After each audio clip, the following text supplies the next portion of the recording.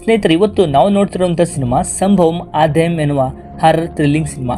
ಈ ಸಿನಿಮಾ ನಿಮಗೆ ಸ್ವಲ್ಪ ಕನ್ಫ್ಯೂಸ್ ಆಗ್ಬೋದು. ವಿಡಿಯೋನ ಕಂಟಿನ್ಯೂ ಆಗಿ ನೋಡ್ತೀರಿ, ಹಾಗೆ ಸಬ್ಸ್ಕ್ರೈಬ್ ಆಗಿಬಿಡಿ. ಇದೇ ರೀತಿಯ ಹೊಸ ಹೊಸ ಸಿನಿಮಾಗಳನ್ನು ನಮ್ಮ ಕನ್ನಡದಲ್ಲಿ ನಿಮ್ಮ ಮುಂದೆ ತರ್ತಾ ಇರ್ತೀನಿ. ಸರಿ, ಸಿನಿಮಾವನ್ನು ಸ್ಟಾರ್ಟ್ ಮಾಡೋಣ. ಸಿನಿಮಾ 1960 ಸ್ಟಾರ್ಟ್ ಆಗುತ್ತೆ. ನಮಗೆ ಸಿನಿಮಾದ ಸ್ಟಾರ್ಟಿಂಗ್ ಅಲ್ಲಿ ಒಂದು ಬ್ರಿಟಿಷ್ ಲೇಡಿಯನ್ನು ತೋರಿಸ್ತಾರೆ. ಇವಳ ಹೆಸರು ಮೇರಿ. ಈಗ ಇವಳು 2 ಹೆಣಗಳನ್ನ ಗೋಣಿ ಚೀಲದಲ್ಲಿ ಹಾಕೊಂಡು ಮಣ್ಣು ಮಾಡೋಕೆ ಅಂತ ಬರ್ತಾರೆ. ಅದರಲ್ಲಿ ಒಬ್ಬ ಹುಡುಗ ತಪ್ಪಿಸ್ಕೊಂಡು ಹೋಗ್ತಾನೆ. ಆ ಹುಡುಗನ ಹೆಸರು ಜೇಮ್ಸ್ ಬೇರೆ ಯಾರೋ ಅಲ್ಲ, ಮೇರಿಯ ಲವರ್. ಮೇರಿ ಇವನನ್ನ ತುಂಬಾನೇ ಲವ್ ಮಾಡ್ತಾ ಇರ್ತಾಳೆ. ಅಷ್ಟರಲ್ಲಿ ಜೇಮ್ಸ್ ಕೂಡ ಅವಳ ಎದುರುಗಡೆ ಬರ್ತಾನೆ. ಮೇರಿ ಅವನನ್ನ ಕರಿತಾ ಇರ್ತಾಳೆ. ಜೇಮ್ಸ್ ಕೂಡ ನಿಧಾನವಾಗಿ ಅವಳ ಹತ್ರ ಬಂದು ಚಾಕು ಚುಚ್ಚಿ ಹೋಗ್ಬಿಡ್ತಾನೆ. ಈಗ ಈ ಸೀನ್ ಇಲ್ಲಿಗೆ ಕಟ್ ಆಗಿ ನೆಕ್ಸ್ಟ್ ಸೀನ್ ಅನ್ನ 2024 ತೋರಿಸ್ತಾರೆ. ಸುಮಾರು ವರ್ಷಗಳ ನಂತರ ಅದೇ ವೆಲ್ಲೂರು ಕಾಡನ್ನ ತೋರಿಸ್ತಾರೆ. ಇವನ ಹೆಸರು ಪೀಟರ್. ಇವನು ಕಾಡಲ್ಲಿ ತಪ್ಪಿಸಿಕೊಂಡಿರುವ ಕೈದಿಗಳನ್ನ ಹುಡುಕ್ತಾ ಇರ್ತಾನೆ. ಈ ಕಡೆ ಒಬ್ಬ ಕೆಸರು ಗುಂಡಿಯಲ್ಲಿ ಬಿದ್ದಿರ್ತಾನೆ. ಮತ್ತೆ ಈ ಕಡೆ ವಾಚ್ಮೆನ್ ಡ್ರೆಸ್ ಆಗಿರುವ ಒಬ್ಬ ವ್ಯಕ್ತಿ ಏನೋ ಚಿತ್ರವನ್ನ ಬಿಡಿಸ್ತಾ ಇರ್ತಾನೆ. ಅದೇ ಕಾಡಲ್ಲಿ ಒಂದು ಹುಡುಗಿ ಮತ್ತೆ ಅವಳ ಫ್ರೆಂಡ್ಸ್ ಹಂದಿ ಬೇಟೆ ಆಡೋಕೆ ಅಂತ ಬಂದಿರ್ತಾರೆ. ಆ ಹುಡುಗಿ ಹಂದಿ ಅಂತ ಒಬ್ಬನನ್ನ ಶೂಟ್ ಮಾಡ್ತಾರೆ. ಇವನು ಬೇರೆ ಯಾರು ಅಲ್ಲ, ಆ ಕೆಸರಿನ ಗುಂಡಿಯಿಂದ ಎದ್ದು ಬಂದ ವ್ಯಕ್ತಿ. ಅವನ ರಕ್ತ ಕಾಡಿನ ನೆಲದ ಮೇಲೆ ಬಿದ್ದ ತಕ್ಷಣ ಇಡೀ ಕಾಡೆ ಕತ್ತಲಾಗಿ ಕರ್ಕಶವಾಗಿ ಸೌಂಡ್ ಬರೋಕೆ ಸ್ಟಾರ್ಟ್ ಆಗುತ್ತೆ. ನೆಕ್ಸ್ಟ್ ಸೀನ್ ಅಲ್ಲಿ ಸಿನಿಮಾದ ಹೀರೋ ಆನಂದನನ್ನ ತೋರಿಸ್ತಾರೆ. ಇವನ ಹೆಂಡತಿ ನೀತು ಪ್ರೆಗ್ನೆಂಟ್ ಇರ್ತಾಳೆ. ಆನಂದನನ್ನ ವೆಲ್ಲರ್ ಕಾಡಿಗೆ ಪೋಸ್ಟಿಂಗ್ ಹಾಕಿರ್ತಾರೆ. ಸೊ ಆನಂದ್ ಅವನ ಹೆಂಡತಿನ ಆ ಸ್ಥಿತಿಯಲ್ಲಿ ಬಿಟ್ಟು ಹೋಗೋಕೆ ರೆಡಿ ಇರೋದಿಲ್ಲ. ಆದ್ರೂ ಅವನ ಹೆಂಡತಿನೇ ನಾನು ಆರಾಮಾಗಿದ್ದೀನಿ, ನೀವು ಹೋಗಿ ಬನ್ನಿ ಅಂತ ಕಳಿಸ್ತಾಳೆ. ನೆಕ್ಸ್ಟ್ ಆನಂದ್ ವೆಲ್ಲೂರ್ ಕಾಡಿಗೆ ಬರ್ತಾನೆ. ಅದೇ ಟೈಮಿಗೆ ಅವನ ಹೆಂಡತಿಗೆ ಪ್ರೆಗ್ನೆನ್ಸಿನೂ ತುಂಬಾನೇ ಜಾಸ್ತಿ ಆಗಿರುತ್ತೆ. ನೆಕ್ಸ್ಟ್ ಅವನ ಹೆಂಡತಿಗೆ ಹೆಣ್ಣು ಮಗು ಆಯ್ತು ಅಂತ ಸುದ್ದಿ ಗೊತ್ತಾಗುತ್ತೆ. ಆನಂದ್ ತುಂಬಾನೇ ಖುಷಿ ಪಡ್ತಾ ಇರ್ತಾನೆ. ಹಾಗೆ ಹೋಗುವಾಗ ಅಲ್ಲಿ ಒಂದು ಜಿಂಕೆ ಕಾಣುತ್ತೆ. ಅಷ್ಟರಲ್ಲಿ ಗಾಡಿ ಡ್ರೈವರ್ ಒಬ್ಬನಿಗೆ ಡಿಕ್ಕಿ ಹೊಡಿತಾನೆ. ನೋಡಿದ್ರೆ ಸ್ಟಾರ್ಟಿಂಗ್ ಅಲ್ಲಿ ತೋರಿಸಿರುವ ಪೀಟರ್ ಎಂಬ ಪೊಲೀಸ್. ಪೀಟರ್ ತಲೆಯಿಂದ ತುಂಬಾನೇ ರಕ್ತ ಬರ್ತಾ ಇರುತ್ತೆ. ಆದ್ರೂ ಪೀಟರ್ ತನ್ನ ಬೆರಳಲ್ಲಿ ಏನೋ ಚಿತ್ರವನ್ನ ಬಿಡಿಸ್ತಾ ಇರ್ತಾನೆ. ಇದನ್ನ ಆನಂದ್ ಗಮನಿಸ್ತಾನೆ.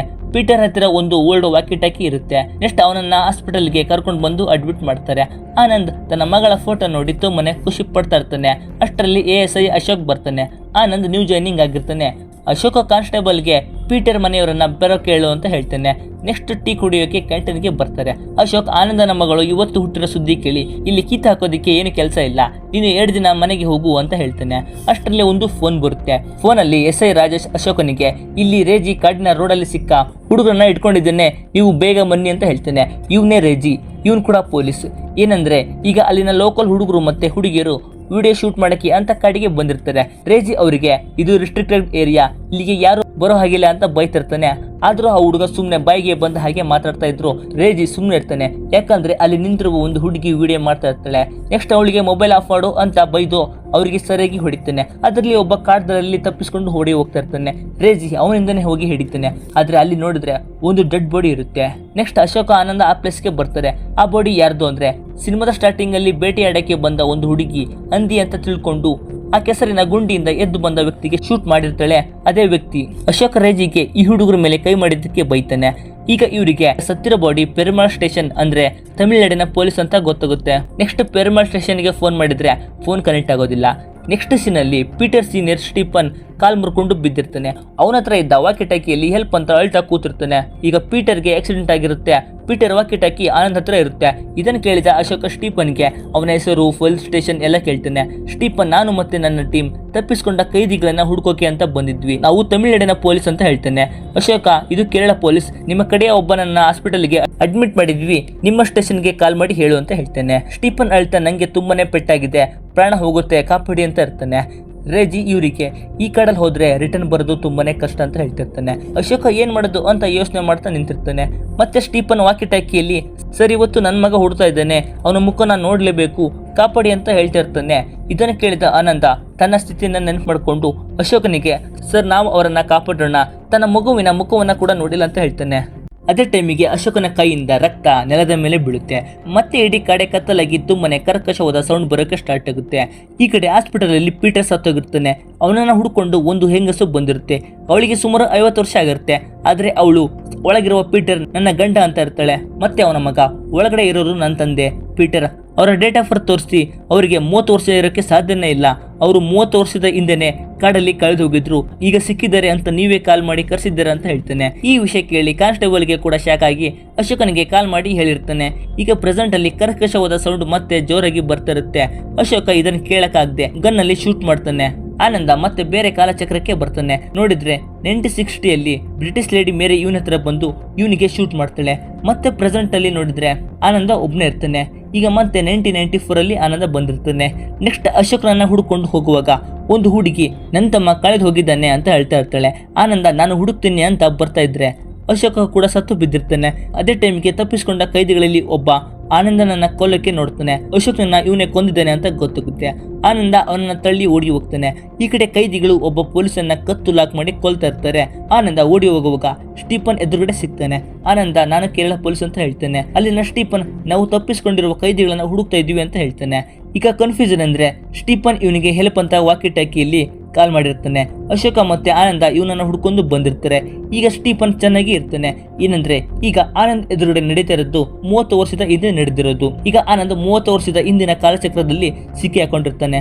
ಈಗ ಪ್ರೆಸೆಂಟ್ ಡೇ ಮೇ 26, 1994 ಆಗಿರುತ್ತೆ. ಈಗ ಅಲ್ಲಿ ನಡೆದಿರೋದು 3 ಗಂಟೆಗಳ ಹಿಂದೆ ಮತ್ತೆ ಇವನಿಗೆ ಕಾಣ್ತಾ ಇರುತ್ತೆ. ನೆಕ್ಸ್ಟ್ ಮುತ್ತುಲನ್ನ ಕೈದಿಗಳು ಕೊಲ್ಲಕ್ಕೆ ಬರ್ತಾರೆ. ಸ್ಟೀಫನ್ ಅದರಲ್ಲಿ ಒಬ್ಬನಿಗೆ ಶೂಟ್ ಮಾಡ್ತಾನೆ. ಅವನ ರಕ್ತ ನೆಲದ ಮೇಲೆ ಬಿದ್ದ ತಕ್ಷಣ ಮತ್ತೆ ಕಾಲ ಚೇಂಜ್ ಆಗಿ 1990ಗೆ ಹೋಗ್ತಾನೆ. ಆನಂದ ಮೇರಿಯನ್ನ ನೋಡಿ ಓಡಿ ಹೋಗ್ತಾನೆ. ಮೇರಿ ಲವ್ ಮಾಡ್ತಿದ್ದ ಜೇಮ್ಸ್ ಅನ್ನ ಶೂಟ್ ಮಾಡಕ್ಕೆ ಬಂದಿರ್ತಾಳೆ. ಅವನೇ ಮೇರಿಗೆ ಚಾಕು ಚುಚ್ಚಿ ಹೋಗ್ತಾನೆ. ಮತ್ತೆ ಮೇರಿಯ ಸಿಪಾಯಿ ಒಬ್ಬ ಆ ಜೇಮ್ಸ್ ತಲೆಯನ್ನ ಕಟ್ ಮಾಡಿರ್ತಾನೆ. ಇದನ್ನ ನೋಡಿ ಆನಂದ ಜೋರಾಗಿ ಚಿರ್ತಾನೆ. ಮತ್ತೆ 1994ಗೆ ಬರ್ತಾನೆ. ಮತ್ತೆ ಆನಂದ ಬೇರೆ ಕಾಲಚಕ್ರಕ್ಕೆ ಬರ್ತಾನೆ.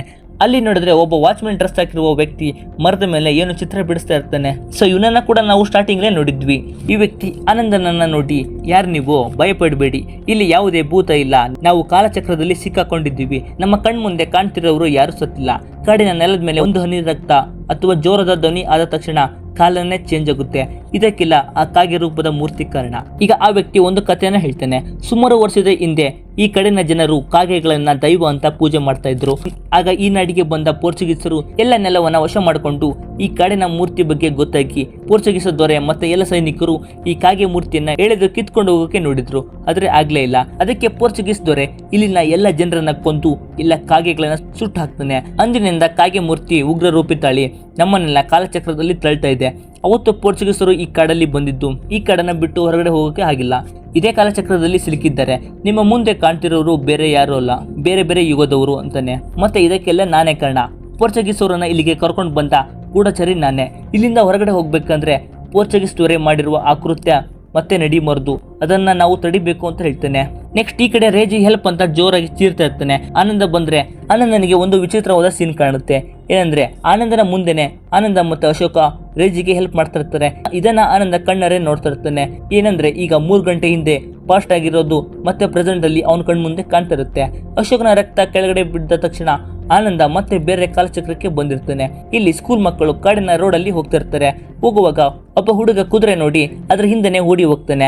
ಅವನ ಅಕ್ಕ ಕೂಡ ಅವನಿಂದನೇ ಓಡಿ ಹೋಗಿರ್ತಾಳೆ. ಸಿನಿಮಾದ ಸ್ಟಾರ್ಟಿಂಗ್ ಅಲ್ಲಿ ಒಬ್ಬ ಕೆಸರಿನ ಗುಂಡಿಯಿಂದ ಎದ್ದು ಬರ್ತಾನೆ. ಅವನೇ ರೇಜಿ. ಈಗ ರೇಜಿ ಹೋಗ್ತಿರುವಾಗ ಇವರಿಬ್ಬರನ್ನ ನೋಡ್ತಾನೆ. ಅವರು ಇವನನ್ನ ನೋಡಿ ಇಬ್ರು ದಿಕ್ಕಪ್ಪಲಾಗಿ ಓಡಿ ಹೋಗ್ತಾ ಇರ್ತಾರೆ. ರೇಜಿ ಆ ಹುಡುಗಿಗೆ ಅಕ್ಕ ಅಂತ ಹಿಂದೆ ಓಡಿ ಹೋಗ್ತಾ ಇರ್ತಾನೆ. ಏನಂದ್ರೆ ಆ ಚಿಕ್ಕ ಹುಡುಗ ಬೇರೆ ಯಾರಲ್ಲ, ರೇಜಿನೇ. ಅವನು ಕೂಡ ಕಾಲಚಕ್ರದಲ್ಲಿ ಸಿಕ್ಕಿ ಹಾಕೊಂಡಿರ್ತಾನೆ. ನೆಕ್ಸ್ಟ್ ಆನಂದ ರೇಜಿ ಓಡೋದನ್ನ ನೋಡಿ ಅವನ ಹಿಂದೆನೆ ಫಾಲೋ ಮಾಡ್ಕೊಂಡು ಬರ್ತಾನೆ. ಈ ಕಡೆ ಸ್ಟಾರ್ಟಿಂಗ್ ಅಲ್ಲಿ ನೋಡಿದ ಹಾಗೆ ಹಂದಿ ಬೇಟಾಡಕ್ಕೆ ಬಂದ ಒಂದು ಹುಡುಗಿ ಮತ್ತೆ ಅವಳ ಫ್ರೆಂಡ್ಸ್ ಏನೋ ಸೌಂಡ್ ಆಗಿದ್ದಕ್ಕೆ ರೇಜಿಯನ್ನ ಶೂಟ್ ಮಾಡ್ತಾಳೆ. ರೇಜಿ ಆನಂದನ ಎದುರುಗಡೆನೆ ಸತ್ತೋಗಿರ್ತಾನೆ. ಈಗ ಮತ್ತೆ ರೇಜಿಯ ರಕ್ತ ನೆಲದ ಮೇಲೆ ಬೀಳುತ್ತೆ. ಮತ್ತೆ ಆನಂದ ಮೊದಲಿನ ಕಾಲಚಕ್ರದಲ್ಲಿ ಬರ್ತಾನೆ. ಅವನಿಗೆ ಸ್ಟೀಫನ್ ಸಿಗ್ತಾನೆ. ಸೊ ಈಗ ಕಾಲಚಕ್ರ ಮತ್ತೆ ಮೊದಲಿನ ತರನೇ ಸ್ಟಾರ್ಟ್ ಆಗುತ್ತೆ.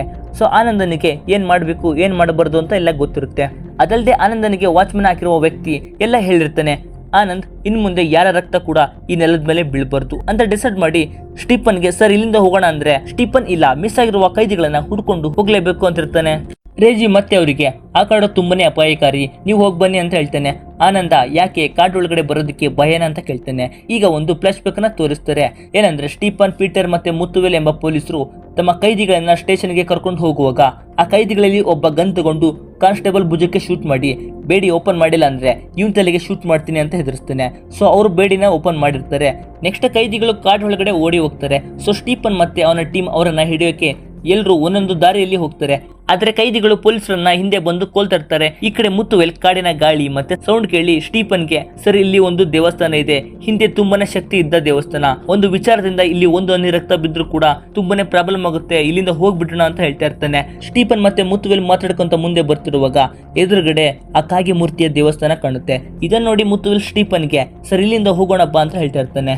ಸ್ಟೀಫನ್ ಅವನಿಗೆ ಅದೆಲ್ಲ ಮೂಢನಂಬಿಕೆ ಕಥೆಗಳು, ನಾವು ಅವರನ್ನ ಹಿಡಿಲೇಬೇಕು, ನೀನು ಆ ಕಡೆ ಹೋಗಿ ಹುಡುಕು ಅಂತ ಅವನನ್ನ ಕಳಿಸ್ತಾನೆ. ನೆಕ್ಸ್ಟ್ ಕೈದಿಗಳು ಮುತ್ತುವೆಲ್ನನ್ನ ಕೊಲ್ಲಕ್ಕೆ ಬರ್ತಾರೆ. ಸ್ಟೀಫನ್ ಅದರಲ್ಲಿ ಒಬ್ಬನ ಕೈಗೆ ಶೂಟ್ ಮಾಡ್ತಾನೆ. ಅವನ ರಕ್ತ ಕಾಡಿನ ನೆಲದ ಮೇಲೆ ಬಿದ್ದ ತಕ್ಷಣ ಕಾಡಿನ ವಾತಾವರಣ ಬ್ಲ್ಯಾಕ್ ಆಗಿ ಕರ್ಕಶವಾದ ಭಯಾನಕವಾದ ಸೌಂಡ್ ಕೇಳೋಕೆ ಸ್ಟಾರ್ಟ್ ಆಗುತ್ತೆ. ನೆಕ್ಸ್ಟ್ ಸ್ಟೀಫನ್ ಕಂಡ್ಬಿಟ್ರೆ ಅಲ್ಲಿ ಯಾರು ಇರೋದಿಲ್ಲ, ಅವರನ್ನ ಹುಡುಕೋಕೆ ಓಡಿ ಹೋಗ್ತಾನೆ. ಈಗ ಪ್ರೆಸೆಂಟ್ ಅಲ್ಲಿ ಅಶೋಕ, ಆನಂದ ಮತ್ತೆ ರೇಜಿ ಸ್ಟೀಫನ್ ಅನ್ನ ಹುಡುಕೋಕೆ ಅಂತ ಕಾಡೊಳಗಡೆ ಬರ್ತಾರೆ. ಮಳೆ ಬರ್ತಿರುತ್ತೆ. ಅಶೋಕ ಈ ಕಾಡಿನ ಬಗ್ಗೆ ಒಂದು ಸಣ್ಣ ಸ್ಟೋರಿಯನ್ನು ಹೇಳ್ತಾನೆ. ಏನಂದ್ರೆ ಈ ಕಾಡಲ್ಲಿ ನಮ್ಮ ಆಫೀಸರ್ಸ್ ತುಂಬಾನೇ ಮಿಸ್ ಆಗಿದ್ದಾರೆ. 1960 ಸ್ಟಾರ್ಟಿಂಗ್ ಅಲ್ಲೇ ತೋರಿಸಿರುವ ಒಂದು ಸೀನ್, ಒಂದು ಬ್ರಿಟಿಷ್ ಲೇಡಿ, ಅವಳ ಹೆಸರು ಮೇರಿ, ಚಿಕ್ಕ ಹುಡುಗ, ಅವನ ಹೆಸರು ಜೇಮ್ಸ್, ಅವನನ್ನ ಲವ್ ಮಾಡ್ತಾ ಇರ್ತಾಳೆ. ಆದ್ರೆ ಜೇಮ್ಸ್ ಬೇರೆ ಹುಡುಗಿನ ಲವ್ ಮಾಡ್ತಾ ಇರ್ತಾನೆ. ಸೊ ಈ ವಿಷಯ ಗೊತ್ತಾಗಿ ಮೇರಿ ಅವರಿಬ್ಬರನ್ನ ಕೊಂದಿರ್ತಾಳೆ. ಆದ್ರೆ ಜೇಮ್ಸ್ ಬದುಕಿರ್ತಾನೆ. ಕೊನೆಯಲ್ಲಿ ಬ್ರಿಟಿಷ್ ಲೇಡಿಗೆ ಚಾಕು ಹಾಕಿ ಕೊಲ್ತಾನೆ. ಅಶೋಕ ಈಗಲೂ ಆ ಮೂವರ ಆತ್ಮ ಈ ಕಡಲ್ಲಿ ಇದೆ ಅಂತ ಜನ ನಂಬ್ತಾ ಇದ್ದಾರೆ ಅಂತ ಹೇಳ್ತಾನೆ. ನೆಕ್ಸ್ಟ್ ಈ ಮೂವರು ಸ್ಟೀಫನ್ ಹೇಳಿದಾಗಿನೇ ಕಾಗೆ ದೇವಸ್ಥಾನದ ಮುಂದೆ ಬರ್ತಾರೆ. ಸ್ಟೀಫನ್ ದೇವಸ್ಥಾನದಿಂದ ರೈಟ್ ಸೈಡ್ ಅಂತ ಹೇಳ್ತಾನೆ. ಈ ಮೂವರು ರೈಟ್ ಸೈಡ್ ಗೆ ಹೋಗ್ತಾ ಇರ್ತಾರೆ. ಅಶೋಕ ಮತ್ತೆ ಪೆರ್ಮಾಳ್ ಸ್ಟೇಷನ್ ಎಸ್ಐಗೆ ಕಾಲ್ ಮಾಡಿ ಸ್ಟೀಫನ್ ಎಂಬ ನಿಮ್ಮ ಸ್ಟೇಷನ್ ಪೊಲೀಸ್ ಆಫೀಸರ್ ವೆಲ್ಲೂರ್ ಕಾಡಲ್ಲಿ ಸಿಕ್ಕಾಕೊಂಡಿದ್ದಾರೆ. ಮತ್ತೆ ಮಾರ್ನಿಂಗ್ ಪೀಟರ್ ಎಂಬ ಪೊಲೀಸ್ಗೆ ಆಕ್ಸಿಡೆಂಟ್ ಆಗಿತ್ತು, ಅವರನ್ನ ಕೂಡ ಹಾಸ್ಪಿಟಲ್ ಅಲ್ಲಿ ಅಡ್ಮಿಟ್ ಮಾಡಿದ್ದೀವಿ, ಅವ್ರು ಕೂಡ ನಿಮ್ಮ ಸ್ಟೇಷನ್ ಪೊಲೀಸ್ ಅಂತ ಹೇಳ್ತಾನೆ. ತಮಿಳ್ನಾಡಿನ ಎಸ್ಐ ಆತರ ಹೆಸರು ಇರೋರು ಯಾರು ಇಲ್ಲ, ಅವ್ರು ನಿಮ್ಗೆ ಸುಳ್ಳು ಹೇಳ್ತಿರ್ಬೋದು ಅಂತ ಕೇಳ್ತೇನೆ. ಅಶೋಕ್ ಇಲ್ಲ ಸರ್, ನಾವು ಅವ್ರು ಹೇಳಿದ ಹಾಗೇನೆ ಈಗ ಕಾಗೆ ಮುಖದ ದೇವಸ್ಥಾನ ಹತ್ರ ಇದೀವಿ ಅಂತ ಹೇಳ್ತೇನೆ. ಎಸ್ಐ ಈ ವಿಷಯ ಗೊತ್ತಾಗಿ ಅದಕ್ಕೆ ಬೈದು ಅಲ್ಲಿಂದ ಈಗಲೇ ರಿಟರ್ನ್ ಬನ್ನಿ, ನಮ್ಮವರು ಅಲ್ಲಿಗೆ ಹೋಗಿರೋದಕ್ಕೆ ಸಾಧ್ಯನೇ ಇಲ್ಲ ಅಂತ ಕಾಲ್ ಕಟ್ ಮಾಡ್ತಾನೆ. ಈ ಕಡೆ ಸ್ಟೀಫನ್ ಕಾಲಲ್ಲಿ ಪದೇ ಪದೇ ಕಾಪಿಡು ಅಂತ ಹೇಳ್ತಾ ಇರ್ತಾನೆ. ರೇಜ್ ಸ್ಟೀಫನ್ಗೆ ಯಾರು ನೀನು, ನಿಮ್ಮ ಸ್ಟೇಷನ್ಗೆ ಕಾಲ್ ಮಾಡಿದ್ರೆ ನಿನ್ನ ಹೆಸರು ಗೊತ್ತಿಲ್ಲ ಅಂತೂ ಅಂತಾನೆ. ಮತ್ತೆ ಅಶೋಕ ತಮಿಳ್ನಾಡಿನ ಎಸ್ಐಗೆ ಕಾಲ್ ಮಾಡಿ ಸ್ಟೀಫನ್ ಜೊತೆ ಮಾತಾಡೋಕೆ ಹೇಳ್ತಾನೆ. ಸ್ಟೀಫನ್ ಯಾರು ಮುತ್ತುವೆಲ ಸರ್ ನಮ್ಮನ್ನ ಕಾಪಾಡಿ ಅಂತ ಇರ್ತಾನೆ. ಎಸ್ಐ ಶಾಕ್ ಆಗಿ ಮುತ್ತುವೆಲ್ ಫುಲ್ ನೇಮ್ ಕೇಳೋಕೆ ಹೇಳ್ತಾನೆ. ಸ್ಟೀಫನ್ ಕೂಡ ಮುತ್ತುವೆಲ್ ಮಾರಿಯಪ್ಪನ್ ಅಂತ ಫುಲ್ ನೇಮ್ ಹೇಳ್ತಾನೆ. ಎಸ್ಐ ಫುಲ್ ನೇಮ್ ಕೇಳಿ ಶಾಕ್ ಆಗಿ ಹೌದು ಇವರೆಲ್ಲ ನಮ್ಮ ಸ್ಟೇಷನ್ ಅವರೇ, ಆದ್ರೆ ಈಗಲ್ಲ 30 ವರ್ಷದ ಹಿಂದೆ ಇದ್ರು. ಸ್ಟೀಫನ್, ಪೀಟರ್ ಮತ್ತೆ ಮುತ್ತುವೆಲ್ ಮಾರಿಯಪ್ಪನ್ ಇವರು ಕಾಡಲ್ಲಿ ಮಿಸ್ ಆಗಿದ್ರು, ರಿಟರ್ನ್ ಬಂದೇ ಇಲ್ಲ, ಅವರು ಜೀವಂತವಾಗಿ ಇರೋದಕ್ಕೆ ಸಾಧ್ಯ ಇಲ್ಲ. ಅದರಲ್ಲಿ ಮುತ್ತುವೆಲ್ ಮಾರಿಯಪ್ಪನ್ ನನ್ನ ತಂದೆ, ಅವರು ಹೋಗಿದ್ದು May 26, 1994. ಅಲ್ಲಿಂದ ನೀವು ಬೇಗ ಬಂದ್ಬಿಡಿ ಅಂತ ಹೇಳ್ತೇನೆ. ರೇಜಿ ಮತ್ತೆ ಈ ಜಾಗ ಸರಿ ಇಲ್ಲ, ಇಲ್ಲಿಂದ ಹೋಗೋಣ ಅಂತ ಇರ್ತಾನೆ. ಆದ್ರೆ ಆನಂದ್ ಸ್ಟೀಫನ್ ವಾಕಿ ಟಾಕಿಲಿ ಮಾತಾಡ್ತಿರುವ ಸೌಂಡ್ ಕೇಳಿ ತಮಿಳ್ನಾಡಿನ ಎಸ್ಐ ಕನ್ಫ್ಯೂಸ್ ಆಗಿರ್ಬೋದು, ಅವರೇ ಬೇರೆ ವ್ಯಕ್ತಿ ಇವರೇ ಬೇರೆ ವ್ಯಕ್ತಿ ಅಂತ ಇರ್ತಾನೆ. ರೇಜಿ ನಾನು ಹೋಗ್ತೀನಿ, ನೀವೇ ಇದನ್ನ ಸರಿ ಮಾಡ್ಕೊಳ್ಳಿ ಅಂತ ಹೋಗ್ತಾನೆ. ನೆಕ್ಸ್ಟ್ ಆನಂದ್ ಮತ್ತೆ ಅಶೋಕ ಸ್ಟೀಫನ್ ಹೇಳಿದ ರೀತಿನೇ ಮುಂದೆ ಮರದ ಹತ್ರ ಬರ್ತಾರೆ. ಸ್ಟೀಫನ್ ಕಾಲಲ್ಲಿ ಸರ್ ಇಲ್ಲಿ ಇನ್ನೊಂದು ಬಾಡಿ ಇದೆ, ಕೇರಳ ಪೊಲೀಸ್, ಇವನ ಹೆಸರು MG ಅಶೋಕನ್ ಅಂತ ಹೇಳ್ತಾನೆ. ಏನಂದ್ರೆ ಅಶೋಕ್ ಅಲ್ಲೇ ಇರ್ತಾನೆ. ಇದನ್ನ ಕೇಳಿ ಆನಂದ ಫುಲ್ ಕನ್ಫ್ಯೂಸ್ ಆಗ್ತಾನೆ. ಮುಂದೆ ಬಂದು ನೋಡಿದ್ರೆ ಸ್ಟೀಫನ್ ಬಾಡಿ ಕೊಳಿತು ಮೂಳೆಗಳೆಲ್ಲ ಇರ್ತವೆ, ಅದ್ರ ಪಕ್ಕ ಇನ್ನೊಂದು ಬಾಡಿಯ ಮೂಳೆಗಳು ಕೂಡ ಇರುತ್ತೆ. ಸ್ಟೀಫನ್ ವಾಕಿಟಾಕಿ ಅಲ್ಲೇ ಇರೋದನ್ನ ನೋಡಿ ಇಬ್ರು ತುಂಬಾನೇ ಶಾಕ್ ಆಗ್ತಾರೆ. ಈ ಕಡೆ ಫಾರೆನ್ಸಿಕ್ ಅವರು ಸತ್ತೋಗಿರುವ ಪೊಲೀಸ್ ಬಾಡಿಯನ್ನ ಚೆಕ್ ಮಾಡಿದಾಗ ಗೊತ್ತಾಗುತ್ತೆ ಈ ಬಾಡಿ ಪೊಲೀಸ್ ರೇಜಿದು ಅಂತ. ಈ ವಿಷಯ ಗೊತ್ತಾಗಿ ಕಾನ್ಸ್ಟೇಬಲ್ ಅಶೋಕನಿಗೆ ಕಾಲ್ ಮಾಡಿ ಸರ್ ಈ ಬಾಡಿ ರೇಜಿ ತರನೇ ಇದೆ, ಮತ್ತೆ ಅವರ ಪರ್ಸ್ ಕೂಡ ಸಿಕ್ಕಿದೆ, ಈ ಬಾಡಿ 100% ರೇಜ್ ಇದೆ ಅಂತ ಹೇಳ್ತಾನೆ. ಅಶೋಕ ಅವರಿಗೆ ಆ ಬಾಡಿ ಸಿಕ್ಕಾಗ ರೇಜಿ ನಮ್ ಜೊತೆನೆ ಇದ್ದ ತಾನೆ, ಇದು ಹೇಗೆ ಸಾಧ್ಯ ಅಂತ ಅವರಿಗೆ ಬೈತಾನೆ. ಏನಂದ್ರೆ ಇಲ್ಲಿ ಇವರೆಲ್ಲ ಕಾಲಚಕ್ರದಲ್ಲಿ ಸಿಕ್ಕಿ ಹಾಕೊಂಡಿರ್ತಾರೆ. ಈಗ 30 ವರ್ಷದಿಂದ ನಡೆದಿರುವ ಎಲ್ಲ ಪಾಸ್ಟ್ ಈಗ ಇವ್ರ ಕಣ್ಮುಂದೆನೆ ಪ್ರೆಸೆಂಟ್ ಅಲ್ಲಿ ಬರ್ತಾ ಇರುತ್ತೆ. ಈ ಕಡೆ ರೇಜಿ ಹೋಗ್ತಿರುವಾಗ ನೀರಿನ ಗುಂಡಿಲಿ ಬಿದ್ದಿರ್ತಾನೆ. ಅವನ ಸೌಂಡ್ ಕೇಳಿ ಅಶೋಕ ಮತ್ತೆ ಆನಂದ ಅಲ್ಲಿಗೆ ಬರ್ತಾರೆ. ಅವನ ಕೈ ಹಿಡಿದು ಎತ್ತಕ್ಕೆ ನೋಡಿದ್ರೆ ಆದ್ರೆ ಅವನು ಫುಲ್ ಸಿಕ್ಕಾಕೊಂಡಿರ್ತಾನೆ. ಆನಂದ್ ಸ್ಟೀಫನ್ಗೆ ನೀವು ಈಗ ರಿಟರ್ನ್ ಹೋಗಿಲ್ಲ ಅಂದ್ರೆ ನಿಮ್ಮ ಹೆಂಡತಿ ಮತ್ತೆ ಇವತ್ತು ಹುಡ್ತಿರುವ ನಿಮ್ಮ ಮಗುವನ್ನ ನೋಡಕ್ಕೆ ಆಗಲ್ಲ ಅಂತ ಹೇಳ್ತೇನೆ. ಸ್ಟೀಫನ್ ಇದೆಲ್ಲ ನಿಂಗೆ ಗೊತ್ತಾಯ್ತು, ನೀನ್ ಯಾರು ಅಂತ ಕೇಳ್ತೇನೆ. ಆನಂದ್ ನಾನು ಹುಟ್ಟೋಕು ಮುಂಚೆನೆ ನನ್ನ ಅಪ್ಪ ಸತ್ತೋಗಿದ್ರು, ನಾನು ಕೂಡ ಇದೇ ದಿನ May 29, 1994 ಹುಟ್ಟಿದ್ದೆ ಅಂತ ಅವನಿಗೆ ಆಧಾರ್ ಕಾರ್ಡ್ ಅನ್ನ ತೋರಿಸ್ತಾನೆ. ಅಂದ್ರೆ ಇವರಿಬ್ರು ಅಪ್ಪ ಮಗ. ಇದನ್ನ ಕೇಳಿದ ಸ್ಟೀಫನ್ ತುಂಬಾನೇ ಕನ್ಫ್ಯೂಸ್ ಆಗಿರ್ತಾನೆ. ಅಷ್ಟರಲ್ಲಿ ಮುತ್ತುವೆಲ್ ಓಡಿ ಬರ್ತಾನೆ. ಆನಂದ್ ಸ್ಟೀಫನ್ ಗನ್ ತಗೊಂಡು ಶೂಟ್ ಮಾಡಕ್ಕೆ ನಿಲ್ತಾನೆ. ಕೈದಿಗಳು ಓಡಿ ಹೋಗ್ತಾರೆ. ಆನಂದ್ ಸ್ಟೀಫನ್ಗೆ ಇನ್ನೊಂದು ಹನಿ ರಕ್ತ ಕೂಡ ಈ ನೆಲದ ಮೇಲೆ ಬೀಳ್ಬಾರ್ದು, ನಿಮ್ಮ ಪೊಲೀಸ್ ಟೀಮ್ ಅನ್ನ ಕರೆಸಿ ಅಂತ ಹೇಳ್ತಾನೆ. ನೆಕ್ಸ್ಟ್ ಎಲ್ಲರೂ ಕಾಗೆ ಮೂರ್ತಿ ದೇವಸ್ಥಾನದ ಹತ್ರ ಸೇರ್ತಾರೆ. ಆನಂದ ನಾವು ಫಸ್ಟ್ ಇಲ್ಲಿಂದ ತಪ್ಪಿಸ್ಕೊಂಡು ಹೋಗ್ಬೇಕು ಅಂತ ಎಲ್ಲರೂ ರೋಡ್ ಹುಡ್ಕೊಂಡು ಹೋಗ್ತಾ ಇರ್ತಾರೆ. ಆದ್ರೆ ಇವರು ಯಾವುದೇ ರೋಡಲ್ಲಿ ಹೋದ್ರು ಮತ್ತೆ ಆ ಕಾಗೆ ಮೂರ್ತಿ ದೇವಸ್ಥಾನದ ಹತ್ರನೇ ಬಂದು ಸೇರ್ತಾ ಇರ್ತಾರೆ. ಸೊ ಆನಂದ ಈ ಹಿಂದೆ ವಾಚ್ಮನ್ ಡ್ರೆಸ್ ಆಗಿರುವ ವ್ಯಕ್ತಿ ಒಂದು ಮರದ ಮೇಲೆ ಚಿತ್ರ ಬಿಡಿಸ್ತಾ ಇರ್ತಿದ್ದ. ಮತ್ತೆ ಸ್ಟಾರ್ಟಿಂಗ್ ಅಲ್ಲಿ ಆಕ್ಸಿಡೆಂಟ್ ಆದ ಪೀಟರ್ ಕೂಡ ರೋಡ್ ಮೇಲೆ ಕೈಯಲ್ಲಿ ಚಿತ್ರ ಬಿಡಿಸ್ತಾ ಇದ್ದ. ಸೊ ಇದನ್ನ ಆನಂದ ನೋಡಿರ್ತಾನೆ. ಈಗ ಆನಂದ ಆ ಮರದ ಹತ್ರ ಬಂದು ಚಿತ್ರ ನೋಡ್ತಾನೆ. ಆ ಮೂರ್ತಿಯ ಸುತ್ತನೆ ರೌಂಡ್ ಹಾಕಂತ ಹೋದ್ರೆ ನಾವು ಹೊರಗಡೆ ಹೋಗ್ಬೋದು ಅಂತ ಗೊತ್ತಾಗುತ್ತೆ. ಆನಂದ ಎಲ್ಲರಿಗೂ ನಾವು ಹೀಗೆ ಮೂರ್ತಿಯನ್ನ ರೌಂಡ್ ಹಾಕ್ತಾನೆ ಹೋಗೋಣ, ಇಲ್ಲಿಂದ ಹೊರಗಡೆ ಹೋಗ್ಬೋದು ಅಂತ ಹೇಳ್ತಾನೆ. ನೆಕ್ಸ್ಟ್ ಎಲ್ಲರೂ ಮೂರ್ತಿ ಸುತ್ತನೆ ರೌಂಡ್ ಹಾಕೊಂಡು ಬರ್ತಾರೆ. ಹೋಗುವಾಗ ಕೈದಿಗಳಲ್ಲಿ ಒಬ್ಬ ಮುತ್ತುವೇಲ್ನನ್ನ ಕತ್ತಿಚಿಕ್ಕಿ ಕೊಲ್ತಾನೆ. ಮುತ್ತುವೇಲ್ ಕಾಣ್ತಿಲ್ಲ ಅಂತ ಹಿಂದೆ ಬಂದ್ರೆ ಮುತ್ತುವೇಲ್ ಸತ್ತೋಗಿರ್ತಾನೆ. ನೆಕ್ಸ್ಟ್ ಎಲ್ಲರೂ ಮುಂದೆ ಹೋಗುವಾಗ ತಪ್ಪಿಸಿಕೊಂಡಿರುವ ಕೈದಿಗಳು ಇವ್ರ ಮೇಲೆ ಅಟ್ಯಾಕ್ ಮಾಡ್ತಾರೆ. ಸ್ನೇಹಿತರೆ, ಈಗ ಆನಂದ 1994 ಅಲ್ಲಿ ಇರ್ತಾನೆ. ಆನಂದ ಅವರಿಗೆಲ್ಲ ಹೊಡೆದು ಕಳಿಸ್ತಾನೆ. ಒಬ್ಬನನ್ನ ರಕ್ತ ಬರ್ದೇ ಇರೋ ರೀತಿ ಕತ್ತಿಚ್ಚಿ ಕೊಂದಿರ್ತಾನೆ. ನೆಕ್ಸ್ಟ್ ಅದರಲ್ಲಿ ಸ್ಟೀಫನ್, ಪೀಟರ್ ಮತ್ತೆ ಆನಂದ ಉಳಿದಿರ್ತಾರೆ. ಮುಂದೆ ಹೋಗುವಾಗ ಇನ್ನೊಬ್ಬ ಕೈದಿ ಸ್ಟೀಫನ್ ಕೈಗೆ ಒಂದು ಕಟ್ಟಿಗೆಯಲ್ಲಿ ಚುಚ್ಚಿಬಿಡ್ತಾನೆ. ಆನಂದ ರಕ್ತ ಕೆಳಗಡೆ ಬೀಳ್ಬಾರ್ದು ಅಂತ ಚೀರ್ತಾನೆ. ಸ್ಟೀಫನ್ ರಕ್ತ ನೆಲದ ಮೇಲೆ ಬೀಳುತ್ತೆ. ಮತ್ತೆ ಕಡೆಲ್ಲ ಕತ್ತಲಾಗಿ ಸಖತ್ ಸೌಂಡ್ ಆಗೋಕೆ ಸ್ಟಾರ್ಟ್ ಆಗುತ್ತೆ. ಆದ್ರೆ ಆನಂದ ಅವ್ರ ಜೊತೆನೆ ಅವರ ಕಾಲದಲ್ಲೇ ಇರ್ತಾನೆ, ಬೇರೆ ಕಡೆ ಹೋಗಿರೋದಿಲ್ಲ. ನೆಕ್ಸ್ಟ್ ಆನಂದ ಕಾಗೆ ಕೂಗ್ತಿರೋ ಸೌಂಡ್ ಕೇಳಿ ಅದೇ ದಾರಲ್ಲಿ ಬರ್ತಾ ಇದ್ರೆ ಮೇನ್ ರೋಡ್ ಅಲ್ಲಿ ಒಂದು ಕಾರ್ ಹೋಗ್ತಿರುತ್ತೆ. ಓಡಿ ಬಂದು ಅದನ್ನ ಸ್ಟಾಪ್ ಮಾಡ್ತಾರೆ. ನೆಕ್ಸ್ಟ್ ಆನಂದ ಗಾಡಿ ಡ್ರೈವರ್ಗೆ ಇದು 1994 ಅಂತ ಕನ್ಫರ್ಮ್ ಮಾಡ್ಕೊಂಡು ಸ್ಟೀಫನ್ ಮತ್ತೆ ಪೀಟರ್ ನನ್ನ ಕಳಿಸಿ ಆನಂದ್ ಸ್ಟೀಫನ್ಗೆ ಹೋಗಿ ನಿಮ್ಮ ಮಗು ಮುಖವನ್ನ ನೋಡಿ ಅವನ ಜೊತೆನೆ ಇರಿ ಅಂತ ಕಳಿಸ್ತಾನೆ. ನೆಕ್ಸ್ಟ್ ಆನಂದ ಆ ಕಾಗೆ ಮೂರ್ತಿ ದೇವಸ್ಥಾನದ ಹತ್ರ ಬಂದು ಗನ್ ತಗೊಂಡು ಅವನ ತಲೆಗೆ ಅವನೇ ಶೂಟ್ ಮಾಡ್ಕೊಳ್ತಾನೆ. ನೆಕ್ಸ್ಟ್ ಆನಂದ ಕಣ್ ತೆಗೆದು ನೋಡಿದ್ರೆ 2024 ಪ್ರೆಸೆಂಟ್ ಅಲ್ಲಿ ಇರ್ತಾನೆ. ಪಕ್ಕದಲ್ಲಿ ನೋಡಿದ್ರೆ ಅವನ ತಂದೆ ಸ್ಟೀಫನ್ ಕೂಡ ಇರ್ತಾನೆ. ಆನಂದ ತನ್ನ ಮಗುವನ್ನ ಕಣ್ಮುಂದೆ ನೋಡ್ತಾನೆ. ಅವರಿಗೆ ಹೆಣ್ಮಗು ಆಗಿರುತ್ತೆ. ನೆಕ್ಸ್ಟ್ ಸ್ವಲ್ಪ ದಿನಗಳ ಆದ್ಮೇಲೆ ಆನಂದನನ್ನ ತಮಿಳ್ನಾಡು ಸ್ಟೇಷನ್ಗೆ ಟ್ರಾನ್ಸ್ಫರ್ ಆಗಿರುತ್ತೆ. ಹೋಗ್ತಾ ಇರ್ತಾರೆ. ಅಲ್ಲಿ ದಾರಿಯಲ್ಲಿ ಅಶೋಕನ್ ಸಿಗ್ತಾನೆ. ಈಗ ಆನಂದ ಅಶೋಕನಿಗಿಂತ ಮೇಲಿನ ಅಧಿಕಾರಿ ಆಗಿರ್ತಾನೆ. ಆದ್ರೆ ಆನಂದನಿಗೆ ಅಶೋಕನ ನೋಡಿ ಶಾಕ್ ಆಗುತ್ತೆ. ಏನಂದ್ರೆ ಅವನ ತಂದೆ ಕಾಲದಲ್ಲಿ ಅಂದ್ರೆ 30 ವರ್ಷದ ಹಿಂದನೆ ಅಶೋಕ ಕಾಡಲ್ಲಿ ಸತ್ತಿರ್ತಾನೆ. ಬಟ್ ನೋಡಿದ್ರೆ ಅಶೋಕನ್ ಈಗ ಇಲ್ಲಿ ಇರ್ತಾನೆ. ಅಶೋಕನ್ ಆನಂದನನ್ನ ಮಾತಾಡಿಸ್ತಾ ಇರ್ತಾನೆ. ಆದ್ರೆ ಆನಂದ ಅದ್ರ ಬಗ್ಗೆ ಚಿಂತೆ ಮಾಡ್ತಾ ಕನ್ಫ್ಯೂಸ್ ಅಲ್ಲಿ ಇರ್ತಾನೆ.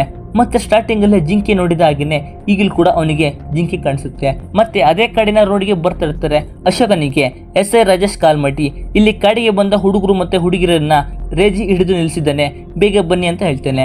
ಆನಂದ ಇದನ್ನ ಕೇಳಿ ಮತ್ತೆ ಕನ್ಫ್ಯೂಸ್ ಆಗ್ತಾನೆ. ಏನಂದ್ರೆ ಇದೇ ರೀತಿ ಸ್ಟಾರ್ಟಿಂಗ್ ಅಲ್ಲಿ ಕೂಡ SI ರಾಜೇಶ್ ಕಾಲ್ ಮಾಡಿದ್ದಕ್ಕೆ ಅವರು ಕಾಡಿಗೆ ಹೋಗಿದ್ದು. ಅಷ್ಟರಲ್ಲಿ ಒಂದು ಹುಡುಗಿ ಕಾರಿಗೆ ಅಡ್ಡ ಬರ್ತಾಳೆ, ಆಕ್ಸಿಡೆಂಟ್ ಆಗುತ್ತೆ. ನೋಡಿದ್ರೆ 1994 ಅಲ್ಲಿ ಆನಂದ ಕಾಲಚಕ್ರದಲ್ಲಿ ಸಿಕ್ಕಿ ಹಾಕೊಂಡಾಗ ಇದೇ ಹುಡುಗಿ ಹಂದಿ ಅಂತ ರೇಜಿಯನ್ನ ಕೊಂದಿರ್ತಾಳೆ. ಈಗ ಅವಳನ್ನ ಹಾಸ್ಪಿಟಲ್ಗೆ ಕರ್ಕೊಂಡು ಹೋಗುವಾಗ ಆನಂದ ಅವಳ ಫೋನ್ ನೋಡಿ ಶಾಕ್ ಆಗ್ತಾನೆ. ಏನಂದ್ರೆ ಇವಳು ಬೇರೆ ಯಾರಲ್ಲ, ಇವನ ಮಗಳು. ಈಗ ಮತ್ತೆ ಕಾಲ ಫ್ಯೂಚರ್ ಅಲ್ಲಿ ಹೋಗ್ತಿರುತ್ತೆ. ಅವಳು ಕೂಡ ಇವಳಿಗೆ ಅಪ್ಪ ಅಂತ ಹೇಳಿ ಸತ್ತು ಹೋಗ್ತಾಳೆ. ಆನಂದ ಇದನ್ನೆಲ್ಲ ನೋಡಿ ಅಳ್ತಾ ಇರ್ತಾನೆ. ಅವನ ಹೆಂಡತಿಗೆ ಕಾಲ್ ಮಾಡಿ ಕೇಳಿದ್ರೆ ಅವಳು ಮಗು ಇಲ್ಲೇ ಇದೆ, ಅಳ್ತಾ ಇದೆ ಅಂತ ಹೇಳ್ತಾಳೆ. ಆನಂದ ಈ ಕಡೆ ನೋಡಿದ್ರೆ ಪೋರ್ಚುಗೀಸ್ ದೊರೆ ಕುದುರೆ ಮೇಲೆ ಕೂತಿರ್ತಾನೆ. ಈಗ ಆನಂದನಿಗೆ ವಾಚ್ಮ್ಯಾನ್ ಹೇಳಿರುವ ಮಾತು ನೆನಪಾಗುತ್ತೆ. ಏನಂದ್ರೆ ನಾವು ಈ ಕಾಲಚಕ್ರದಿಂದ ಹೊರಗಡೆ ಹೋಗ್ಬೇಕಂದ್ರೆ ಇಷ್ಟಕ್ಕೆಲ್ಲ ಕಾರಣ ಆದ ಆ ಪೋರ್ಚುಗೀಸ್ ದೊರೆ ಸಾಯ್ಬೇಕು. ಅವನು ಏನು ಮಾಡ್ತಿ ಇರೋ ರೀತಿ ಮತ್ತೆ ಒಂದು ಹನಿ ರಕ್ತ ಕೂಡ ಕೆಳಗಡೆ ಬೀಳ್ದ ಹಾಗೆ ನೋಡ್ಕೋಬೇಕು ಅಂದಿರ್ತಾನೆ. ನೆಕ್ಸ್ಟ್ ಆನಂದನಿಗೆ ಒಂದು ಅರ್ಥ ಆಗುತ್ತೆ, ಪೋರ್ಚುಗೀಸ್ ದೊರೆ ಸತ್ರೆ ಮಾತ್ರ ನಾವು ಈ ಕಾಲಚಕ್ರದಿಂದ ಹೊರಗಡೆ ಹೋಗ್ಬೋದು ಅಂತ ಗೊತ್ತಾಗುತ್ತೆ. ಇಲ್ಲಿಗೆ ಸಿನಿಮಾ ಎಂಡ್ ಆಗುತ್ತೆ. ಸಿನಿಮಾದ ಎಂಡಿಂಗ್ ನೋಡಿದ್ರೆ ಪಾರ್ಟ್ 2 ಕೂಡ ಶೀಘ್ರದಲ್ಲಿ ಬರುತ್ತೆ ಅನ್ಸುತ್ತೆ. ಪಾರ್ಟ್ 2 ಬಂದ್ಮೇಲೆ ಮತ್ತೆ ನಿಮ್ ಮುಂದೆ ತರ್ತೀನಿ. ಸರಿ, ಸಿನಿಮಾ ಹೇಗಿತ್ತು ಅನ್ನೋದನ್ನ ಕಾಮೆಂಟ್ ಮೂಲಕ ತಿಳಿಸಿ.